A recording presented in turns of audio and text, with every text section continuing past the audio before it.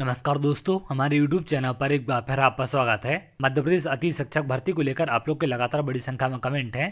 जैसा कि आप जानते हैं, काउंसलिंग को लेकर आपका विज्ञापन जारी हो चुका है, तो उसके बाद से लगातार कमेंट हैं, विशेषकर ऐसे गेस्ट टीचरों के जो पहले से दूसरे स्कूलों में काम कर रहे थे।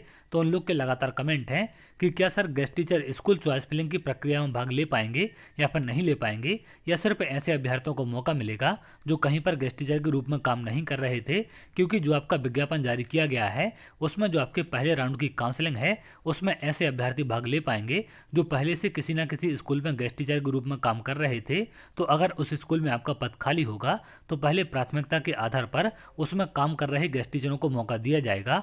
उसके बाद जो आपके पद खाली बचेंगे उन पर नए अभ्यर्थियों की काउंसलिंग के माध्यम से भर्ती प्रक्रिया कराई जाएगी। तो गेस्ट टीचर लगातार कमेंट कर रहे हैं कि अगर हमने पहले राउंड की काउंसलिंग में ज्वाइनिंग ले ली तो क्या हम सेकंड राउंड की काउंसलिंग में चॉइस फिलिंग कर पाएंगे या नहीं कर पाएंगे। ऐसे कई सारे आप लोग के कमेंट हैं, क्योंकि बहुत सारे अभ्यर्थी अपने घर से काफ़ी दूर स्कूलों में पढ़ाने जाते हैं और उनको वहाँ पर जाने में काफ़ी समस्याएं आती हैं, या फिर किसी अन्य वजह से वहाँ पर नहीं पढ़ाना चाहते हैं। तो उन लोग के भी लगातार कमेंट हैं कि सर हम वहाँ पर नहीं पढ़ाना चाहते हैं, तो क्या हम स्कूल चॉइस फिलिंग दोबारा से कर पाएंगे या नहीं कर पाएंगे। इसके साथ साथ कुछ ऐसे भी कमेंट देखने मिले हैं कि गेस्ट टीचर स्कूल में कैसे बदलाव कर सकते हैं। अगर आप स्कूल चेंज करना चाहते हैं तो कैसे आपका स्कूल चेंज होगा, इसके लिए क्या प्रक्रिया होती है। इन सब के बारे में एक एक करके स्टेप बाय स्टेप हम बात करते हैं, जिससे सारी चीज़ें आपको क्लियर हो सकें। अब यहाँ पर एक गलती आपको नहीं करनी है, क्योंकि ये गलती आपको काफ़ी भारी पड़ सकती है। अब वो गलती क्या है इसके बारे में आगे हम बात करेंगे। सबसे पहले अगर हम बात करें चॉइस फिलिंग को लेकर, तो जो आपकी पहले राउंड की काउंसलिंग है इसमें ऐसे गेस्ट टीचरों को ज्वाइनिंग कराई जानी है जो पहले से गेस्ट टीचर के रूप में काम कर रहे थे, और अगर वहां पर पद आपका खाली है तो प्राथमिकता के आधार पर आपकी ज्वाइनिंग कराई जाएगी। लेकिन यहाँ पर जो सेकंड राउंड की काउंसलिंग होगी इसमें ऐसे अभ्यर्थी भाग नहीं ले पाएंगे जो पहले से ज्वाइनिंग कर चुके हैं, उनको काउंसलिंग में भाग लेने का मौका नहीं मिलेगा। यहाँ पर सेकंड राउंड की काउंसलिंग में स्कूल चॉइस फिलिंग करने का मौका नहीं मिलेगा। सेकंड राउंड की काउंसलिंग में सिर्फ ऐसे अभ्यर्थी भाग ले पाएंगे जो नए अभ्यर्थी हैं, जिन्होंने नए पंजीयन किए हैं, या फिर ऐसे गेस्ट टीचर जो किसी कारण से स्कूल से बाहर हो गए हैं, चाहे वो नियमित शिक्षक के आने से हो या फिर अन्य कारणों से। तो सिर्फ ऐसे अभ्यर्थी ही यहाँ पर पार्टिसिपेट कर पाएंगे।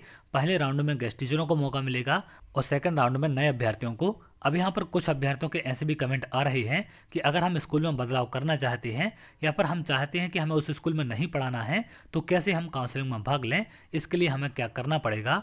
तो देखिए, अगर आप किसी भी कारण से स्कूल में बदलाव करना चाहते हैं तो आपके लिए स्कूल चॉइस फिलिंग प्रक्रिया में भाग लेना पड़ेगा। और कैसे आप भाग ले पाएंगे, इसके लिए सबसे पहले आपको अपनी ज्वाइनिंग कैंसिल करानी पड़ेगी। अगर आप पोर्टल पर गेस्ट टीचर के रूप में ज्वाइन होंगे तो आपको बिल्कुल भी काउंसलिंग में भाग लेने का मौका नहीं मिलेगा। तो आपको पहले साला प्रभारी के पास जाकर अपनी ज्वाइनिंग कैंसिल वहां से करानी पड़ेगी, या फिर अपने आप को पोर्टल से रिलीव कराना पड़ेगा। उसके बाद ही आप नए सिरे से काउंसलिंग में भाग ले पाएंगे और स्कूल की चॉइस फिलिंग कर पाएंगे। अगर आप पोर्टल से रिलीव नहीं होते हैं तो आपको चॉइस फिलिंग का मौका नहीं मिलेगा, इस बात का आप ध्यान रखें।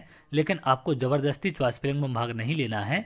अगर आप किसी कारण से स्कूल में नहीं पढ़ाना चाहते हैं या फिर आपको कोई समस्या है तो ही अपने आप को आप रिलीव कराकर काउंसलिंग में भाग लेंगे, क्योंकि काउंसलिंग में आपको स्कूल मिलेगा या फिर नहीं मिलेगा इसकी कोई भी गारंटी नहीं है। अब यहाँ पर ये चीज़ आपको नहीं सोचनी है कि आप पिछले सत्र में गेस्ट टीचर के रूप में काम कर रहे थे तो आपको किसी भी स्कूल में प्राथमिकता मिल जाएगी। ऐसा नहीं होता है। जिस स्कूल में आप काम कर रहे थे सिर्फ उसी स्कूल में आपको प्राथमिकता दी जाएगी। अन्य स्कूल में पढ़ाने के लिए आपको नए अभ्यर्थियों के साथ मेरिट में फाइट करना पड़ेगा। अगर मेरिट में अंक आपके अच्छे होंगे तभी आपको स्कूल अलॉट होगा, अदरवाइज आप बाहर हो जाएंगे। तो ये गलती आप नहीं करेंगे। अगर आप पढ़ाना नहीं चाहते हैं स्कूल में या फिर ज़्यादा दूर आपका स्कूल है तो आप अपने आप को पोर्टल से रिलीव करा सकते हैं। साला प्रभारी के पास जाकर वहां से आप रिलीव हो जाएंगे। उसके बाद आप नए सिरे से काउंसलिंग में भाग ले सकते हैं। लेकिन ज़बरदस्ती आपको काउंसलिंग में भाग लेने के लिए अपने आप को रिलीव नहीं कराना है, क्योंकि अगर आप रिलीव हो जाएंगे तो नए अभ्यर्थियों की तरह आपको फाइट करना पड़ेगा। तो ये गलती आप लोग नहीं करेंगे। अगर आपको विशेष समस्या है तो ही आप लोग अपने आप को रिलीव कराएंगे और उसके बाद नए सिरे से काउंसलिंग में आप भाग ले पाएंगे। तो इन सब बातों का आप ध्यान रखें। किसी भी प्रकार की गलती आपको नहीं करनी है, क्योंकि आगे चल के आपको काफ़ी भारी पड़ सकती है। तो उम्मीद करते हैं दोनों चीज़ें आपको क्लियर हो चुकी हैं कि आप कैसे चॉइस फिलिंग में भाग ले सकते हैं या फिर कैसे अपने स्कूल में बदलाव कर सकते हैं। तो चलिए, आगे जो भी अपडेट होगी मैं आपको जरूर शेयर करूंगा। अगर आप ऐसी जानकारी चाहते हैं तो हमारे चैनल के साथ जुड़ सकते हैं, जिससे और भी इंपॉर्टेंट अपडेट आपको मिल सके।